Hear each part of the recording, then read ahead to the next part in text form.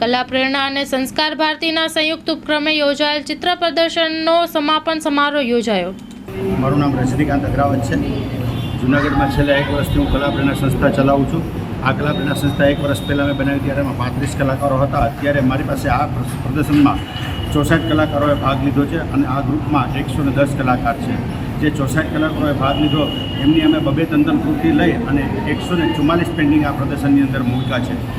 4 દિવસ ચાલનારા આ પ્રદર્શનમાં આજ સમાપનનો દિવસ છે। અમે આ પ્રદર્શનમાં જૂનાગઢના હજારો લોકોએ જોયું। 2 દિવસ પહેલાં તો એવો માહોલ હતો કે આ ગેલેરીની અંદર 5 ફૂટમાં જગ્યા નહોતી, એટલા બધા લોકોએ આ પ્રદર્શન જોયું।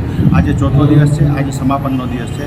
જૂનાગઢના કલાકારો ખુશ છે, જૂનાગઢની કલાપ્રેમી જનતા પણ ખુશ છે। જેમને ભગવાન તરફથી ગિફ્ટ મળી છે, કારણ કે all the arts are ultimately gift of God.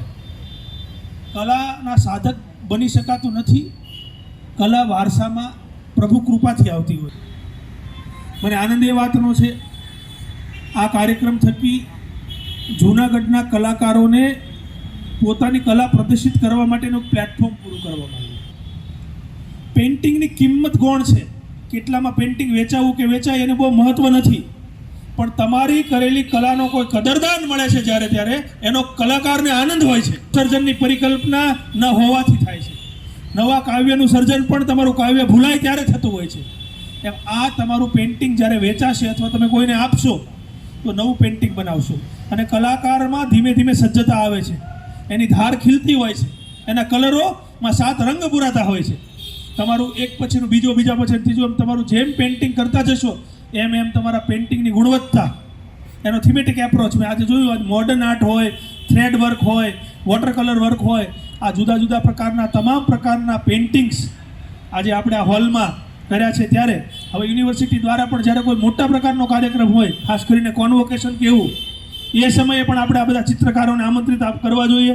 અમે તમને ગેલેરીને પેશ આપીએ અને જે શહેરમાં કલા, સંસ્કૃતિ, સંગીત, સાહિત્ય, નૃત્યની આરાધના થતી હોય એ શહેરમાં સાંસ્કૃતિક વાતાવરણ ઉત્તમ પ્રકારનું હોય, એ શહેરનું શિક્ષણ છે એ શિક્ષણ હોય, એ શિક્ષણ એ કલ્ચર હોય। ભાવેશભાઈ, તો શિક્ષણને કલ્ચર બનાવવું હોય તો કલા, સાહિત્ય, સાધનાની ઉપાસના કરવી જોઈએ અને એ ઉપાસના થકી તૈયાર થયેલો વિદ્યાર્થી, તૈયાર થયેલો વ્યક્તિ ઉત્તમ નાગરિક બનતો હોય છે અને ઉત્તમ નાગરિક હોય કે રાષ્ટ્ર નિર્માણના કાર્યમાં હંમેશા શિરમોર હોય છે।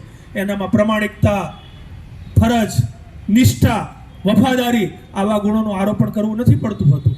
જ્યારે ભારત વિશ્વગુરુ બનવા જઈ રહ્યું છે ત્યારે કલાકારોના માધ્યમથી આપણો જ્યાં સુધી એ વ્યક્તિને પોતાનો સાહિત્યિક અને સાંસ્કૃતિક અને કલા જગતનો વારસો યાદ રહેશે ત્યાં સુધી એ પ્રજાને કોઈ ખતમ નહીં કરી શકે। સોમનાથ મંદિર આનું બેનમૂન ઉદાહરણ છે। કેટલી વાર આક્રમણો થયા, વારંવાર એને નષ્ટ કરવામાં આવ્યું, જેટલી વાર નષ્ટ થયું પૂરા ઉત્સાહથી ફરીવાર ઊભું થયું છે। આજે મહાદેવ સોમનાથ જે બિરાજમાન છે એનું પ્રતીક છે।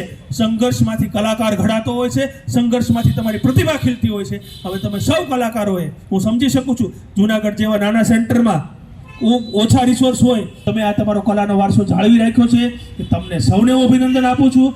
તમારા માતા પિતાને ખાસ અભિનંદન આપું છું, તમારા ગુરુજનોને અભિનંદન આપું છું અને આવા નવા કાર્યક્રમો જૂનાગઢમાં થાય